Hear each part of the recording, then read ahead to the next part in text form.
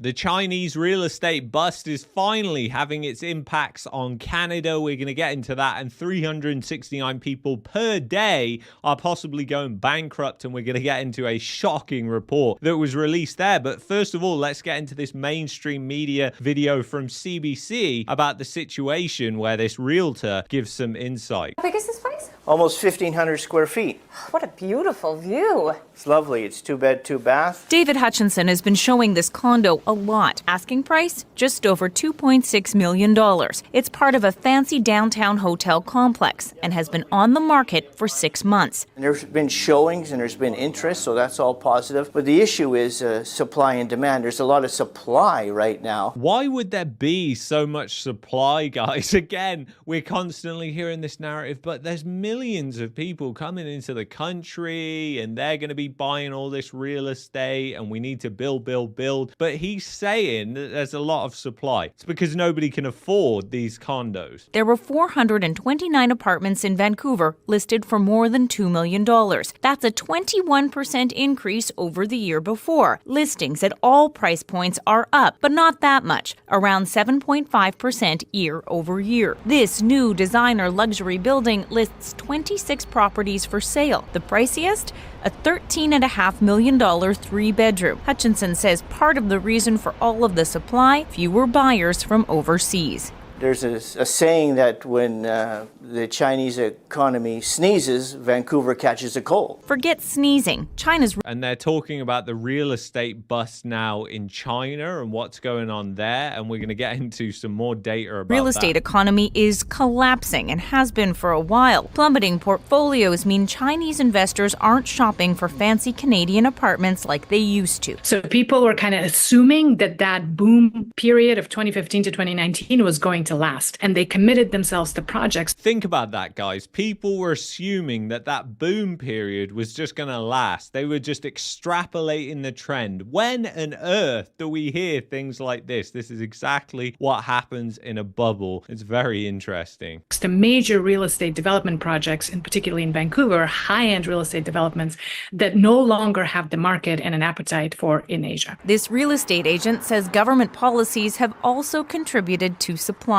Yeah, I definitely think foreign buyer tax, speculation tax, empty homes tax, it hasn't made it a favorable place to put money. And in all fairness, what Steve says there is actually correct. All that does not obviously mean good things. Obviously, if you're an investor, foreign buyers tax and all those different things have an impact. And those have been going on now for a while in Vancouver. You've also seen similar things that have happened in Toronto as well. And I think whereas years and years ago, like 2010 to 2015, you had a lot of foreign investors that were investing in real estate in Toronto and Vancouver. Not so much anymore, because who's going to do it when you've got those type of policies that are primarily targeting those people? Why are they going to put so much money into a potentially bad investment if they're already being targeted through taxes and different things? So it's very interesting what's going on there. And then world's top steel producer warns of severe industry crisis. This is very interesting. Steel margins under pressure in China as demand weakens. So obviously China is one of the biggest steel producers in the world. In fact, the biggest steel producer in the world. So the world's biggest steel producer sounded the alarm about an industry crisis in China that carries the potential to plunge the sector into a deeper downturn. Conditions in China's steel sector are like a harsh winter that will be longer and colder and more difficult to endure than we expected. And this guy is also warning of a worse challenge than major traumas in 2008 and 2015. So again, just think about what they're talking about there and what that says about the global economy and the health of the global economy, and also how the China real estate bust is also impacting the rest of the world. So it says here also China's steel market, by far the world's largest, is flashing multiple warning signs as the protracted property downturn shows no sign of ending. While factory activity remains subdued, Bao alone produces about 7% of the world's steel, and its commentary is closely tracked to gauge market mood in the Asian nation. So obviously the property sector bust is not just going to have an impact on Vancouver, it's going to impact Calgary, Toronto, Seattle, Portland, San Francisco, all these real estate markets where Asian investors from China have rushed to essentially buy property. And the reason why they had this mindset was because of the real estate bubble in China. Again, when people are in this property bubble mentality, they take that same mentality and move into other countries. I mean, I'm somebody who's seen this all over in Mexico with Canadians. If it's property or real estate, Canadians just think it's bulletproof no matter where it is, because they look at their own property bubble and just think the same thing is going to happen in other countries. And it's kind of hilarious. And you would think that people would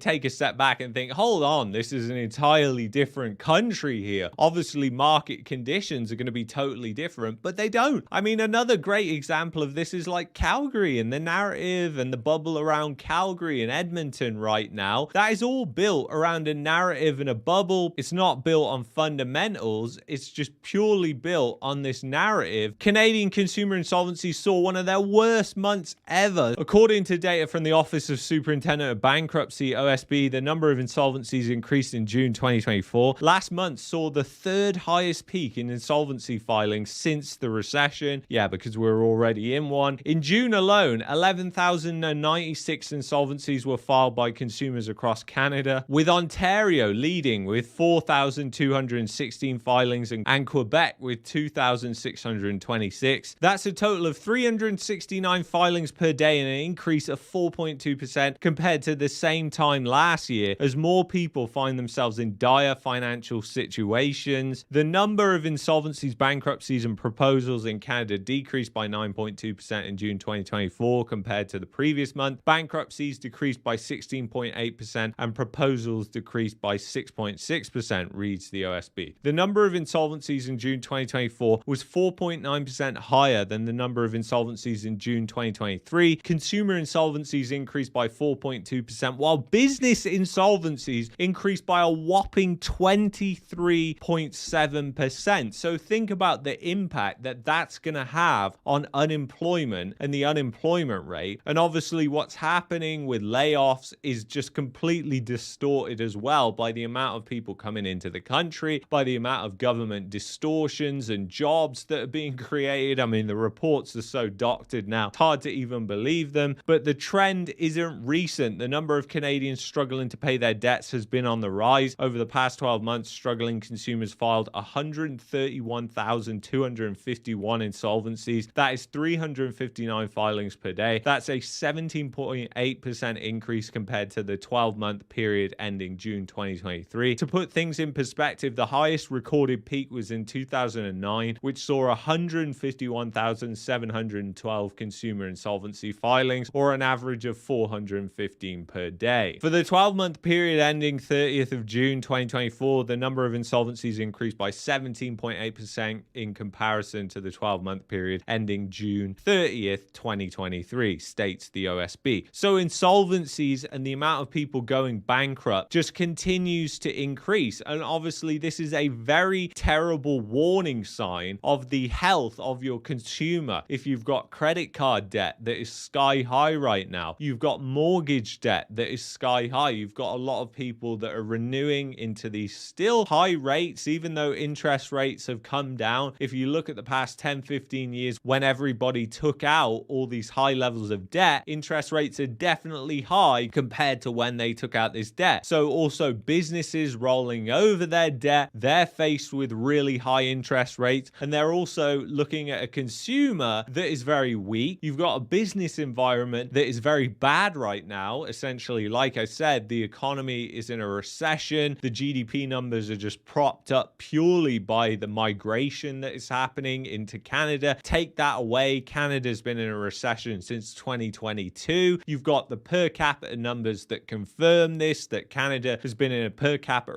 recession since 2022. So you kind of have to ask the question, well, what happens next? And obviously the trajectory of the global economy, when you've got the world's largest top steel producer that is coming out with a warning and saying, hey, the global economy doesn't look healthy right now. We've got demand at the weakest levels we've ever seen it. You've got the Chinese real estate bust. You've got the Canadian real estate bust. You had the banking crisis that happened in the US, but was really a global crisis of liquidity. And you've got flashing warning flags that are happening everywhere, like the stock market crash that we had just a few short weeks ago. So what happens next will be incredibly interesting. Stay close to the channel and we will continue to follow all the events that are coming up. So anyway, if you've enjoyed this video, I'd highly recommend that you check out this video here. And if you're looking for a VPN to protect your privacy, you know where to go. Go to expressvpn.com/marketmania, affiliate link in the description and the pinned comment. And I will see you guys in the next one. Take care. Thanks a lot. Bye.